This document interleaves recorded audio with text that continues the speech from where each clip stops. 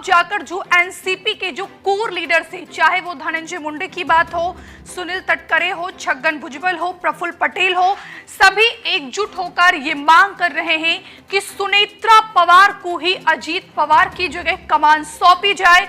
लेकिन फिलहाल महाराष्ट्र के मुख्यमंत्री देवेंद्र फडणवीस और महाराष्ट्र के जो डेप्यूटी सीएम हैं एकनाथ शिंदे, उनका एनसीपी नेता के इस प्रस्ताव पर उनकी क्या प्रतिक्रिया होती है, ये फिलहाल देखना बेहद महत्वपूर्ण होगा।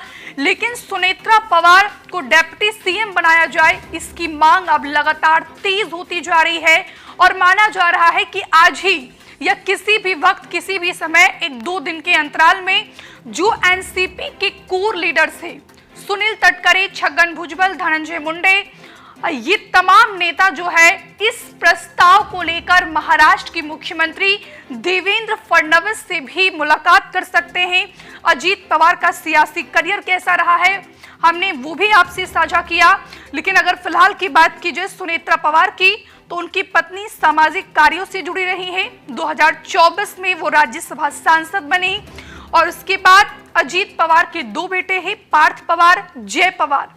पार्थ पवार 2019 में मावल लोकसभा सीट से चुनाव लड़ा, लेकिन फिलहाल राजनीति से दूरी उनकी है। और जय पवार की बात की जाए तो राजनीति में उनकी सक्रिय भूमिका नहीं है। और उनके चाचा हैं शरद पवार, जो एनसीपी के संस्थापक हैं, महाराष्ट्र के पूर्व मुख्यमंत्री भी रह चुके हैं।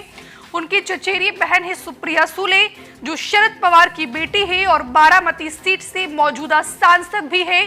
तो ऐसे में सवाल ये उठ रहा है कि क्या अजीत पवार की जगह सुनेत्रा पवार को महाराष्ट्र का डेप्यूटी सीएम बनाया जाता है या नहीं, ये फिलहाल देखना बेहद महत्वपूर्ण होगा। लेकिन सूत्रों के हवाले से जानकारी है कि सुनेत्रा पवार जल्द ही अपने राज्यसभा सांसद के पद से इस्तीफा देंगी।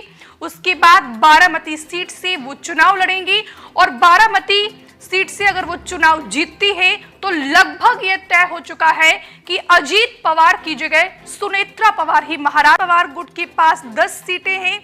2024 में हुए विधानसभा में महायुति ने 288 में से 230 सीटें जीतकर प्रचंड बहुमत हासिल किया था और अजीत पवार बारामती सीट से ही विधायक चुने गए। उन्होंने भतीजे योगेंद्र पवार को लगभग 1,08,99 वोट से उन्होंने हराया था और अजीत पवार की पार्टी एनसीपी 59 सीटों पर चुनाव लड़ी थी, जिनमें 41 सीटों पर उनको सफलता हासिल हुई थी।